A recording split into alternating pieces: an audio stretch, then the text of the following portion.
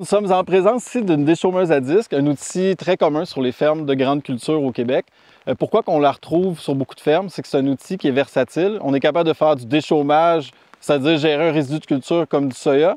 C'est une déchaumeuse à disque, donc c'est sa fonction première, mais on l'utilise aussi beaucoup pour détruire des couverts de culture de couverture à l'automne et parfois au printemps également. Si l'engrais vert n'est pas morte au complet, s'il y a trop de résidus, on peut la ressortir au printemps. Donc elle a l'utilité autant à l'automne qu'au printemps selon les contextes et les types de sols. La déchaumeuse à disque est une machine relativement facile à ajuster. Il y a 3 paramètres principaux avec lesquels on peut jouer. La vitesse d'avancement du tracteur, la profondeur de travail du sol et le niveau.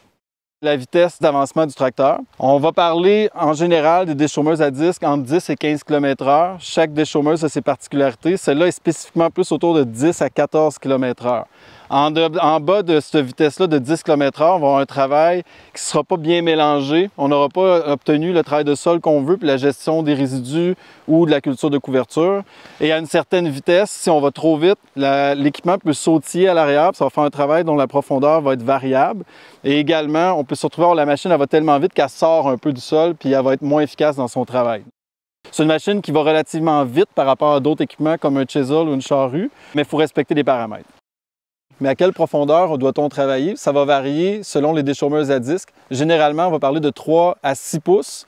Après avoir fait nos paramètres d'ajustement sur l'équipement, c'est important de venir vérifier à l'arrière le travail qui a été fait. On va vérifier la profondeur de travail et l'uniformité de ce travail-là.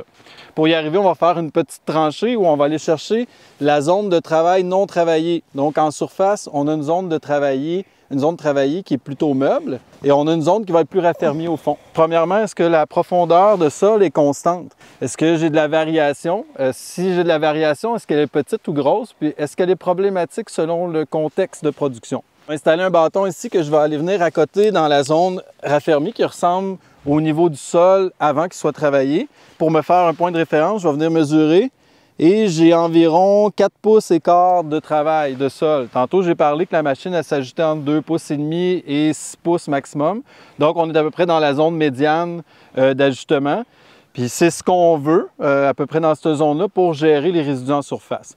Également, si on voit le fond du profil de sol, il y a très peu de vagues. Certaines déchaumeuses à disque peuvent avoir tendance à faire des vagues parce qu'ils ne sont pas travaillés assez profondément. L'effet de vague qu'on peut observer peut être dû à 2 choses principalement. C'est le manque de profondeur de l'équipement, mais également, c'est pas ajusté de niveau. Parce que ce qui va arriver, c'est que s'il est trop à l'arrière ou trop à l'avant, ça veut dire qu'il y a une série de disques qui va travailler plus profondément et l'autre série de disques va travailler moins profondément.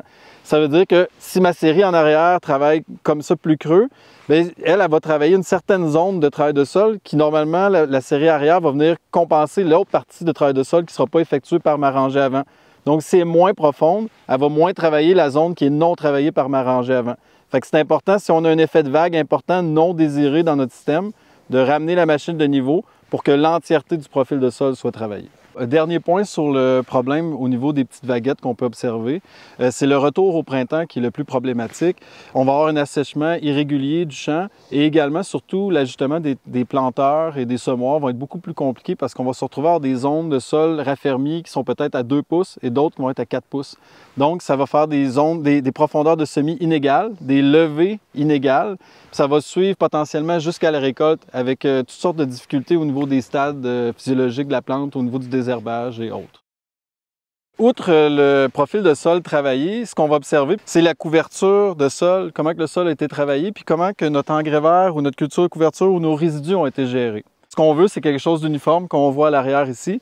Puis il faut que ça corresponde aux besoins du système de culture dans lequel on est. Est-ce qu'on est dans un système qui accepte beaucoup de résidus ou pas beaucoup de résidus? Bien, on va ajuster la vitesse d'avancement de l'équipement, qui va permettre, plus on va aller vite, plus on va enfouir, et la profondeur qui va permettre aussi également d'enfouir. L'objectif, c'est de travailler le moins creux possible, moins perturber le sol. Par contre, en travaillant environ 2 pouces et demi, on obtenait un effet de vague beaucoup plus important. On cherche un profil de sol assez uniforme, le profil travaillé. Donc, on a réajusté pour la profondeur. On a remonté le rouleau, remonté les roues à l'avant de la déchaumeuse, puis on est descendu à 4 pouces, comme je dis, environ 4, 4,5. Puis à ce moment-là, on a réussi à obtenir un profil de sol travaillé uniforme. On n'a pas observé de lissage. On a une texture de sol qui est quand même argileuse, qui peut être sujette au lissage, c'est-à-dire une compaction de surface à l'endroit où le disque va passer. Il faut faire attention à ça quand on travaille dans des sols un peu humides.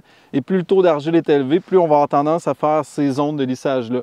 S'il y en a quelques-uns, ce n'est pas la fin du monde. S'il y a présence de beaucoup de lissage, ça peut provoquer des problèmes d'écoulement d'eau, d'échange gazeux avec le sol en profondeur et de colonisation du système racinaire. Donc, c'est un problème éventuel donc si on a du lissage.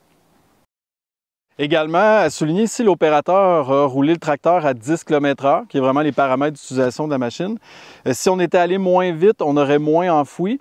Également, si on était allé plus vite, ce qui est potentiel qui peut arriver, c'est d'avoir des tas de résidus qui se ramassent, qui vont être moins travaillés. Il va y avoir des mottes un peu partout au champ. Puis le plus gros problème, c'est l'effet de vague qu'on peut observer parfois dans l'utilisation de déchaumeuses à grande vitesse. C'est que la machine, elle va osciller. C'est imperceptible ou très peu perceptible par la personne qui est dans le tracteur, mais il va y avoir un mouvement d'oscillation. Ça va faire un effet de vague dans le sens d'avancement du tracteur. Puis à ce moment-là, c'est un inconfort au niveau de la conduite. La profondeur de travail n'est pas tout à fait la même. Puis ça peut provoquer différents problèmes opérationnels dans l'année qui suit. Autre point, quand on regarde l'ajustement de la machine puis le travail qui a été effectué, c'est naturellement de tuer la plante qui est présente si on est en présence d'un engraveur d'une culture-couverture. Pour y arriver, il faut être capable de déraciner le système, non seulement couper la plante avec les disques, mais il faut également déraciner la plante pour éviter la reprise. Normalement, la majorité de mes plantes devraient ressembler à ça, des longueurs de peut-être de 8 à 6 à 12 pouces, quelque chose comme ça. Par contre, c'est normal de retrouver des grandes plantes non coupées. La raison, c'est qu'on rentre avec un tracteur sur une culture qui est debout. Les pneus vont écraser, donc les disques vont être beaucoup moins efficaces. Fait qu'il ne faut pas paniquer parce qu'on trouve des grandes zones non travaillées et dire que notre déchaumeuse ne fonctionne pas bien. C'est d'observer si c'est vis-à-vis le passage des roues du tracteur. La déchaumeuse à disque est un outil versatile, mais ne répond pas à toutes les situations données qu'on peut rencontrer en agriculture dans un champ. Donc, certaines situations, comme le cas où on aurait un terrain trop accidenté suite à un sous-solage, il y a des gros cailloux, le terrain est très rough, qu'on va dire, bien, à ce moment-là, on va peut-être prendre une déchaumeuse à disque qui va être beaucoup plus agressive ou une herse à disque avec des disques plus de l'ordre de 30 pouces de diamètre pour être capable de prendre ces parties de sol-là beaucoup plus grossières. Donc, la déchaumeuse à disque standard qu'on utilisait tantôt ne serait peut-être pas appropriée. Autre cas de figure, si votre engraveur, là, en ce moment, il est parfait, si votre engraveur est un peu trop avancé, devient très ligneux, ça va être plus difficile de venir le sectionner avec les disques. À ce moment-là, c'est parfois suggéré de passer un broyeur, broyeur à fléau ou même genre de tondeuse ou faucheuse. Ça va aider beaucoup le travail de la déchaumeuse à disque. On pourrait quand même déchaumer après, mais faire un travail préalable pour permettre de faire une gestion de couverture intéressante. Troisième cas de figure, c'est si on a beaucoup trop de matière à gérer. Ça pourrait être des engraveurs de graminées qui font des très gros volumes, peu importe la situation. La déchaumeuse peut être sujette au bourrage. À ce moment-là, on va faire un ajustement où on va relever les disques à l'avant de la machine pour accentuer l'effet à l'arrière. Ça va éviter d'avoir de la matière qui va se retrouver accumulée entre les deux séries de disques. Donc, c'est un cas de figure qui peut arriver quand on a des engraveurs exceptionnels. Quatrième cas de figure, c'est un cas où on n'utiliserait pas la déchaumeuse. Si on a des sols plutôt sablonneux qui manquent de cohésion et qu'on a une topographie qui favorise l'érosion des sols, ce qu'on va suggérer, c'est plutôt de venir broyer la surface, la partie aérienne de nos engraveurs à l'automne, de laisser comme tel au sol et de venir faire la reprise au printemps et laisser le système racinaire et les résidus en surface et ne pas toucher le sol pour conserver nos sols.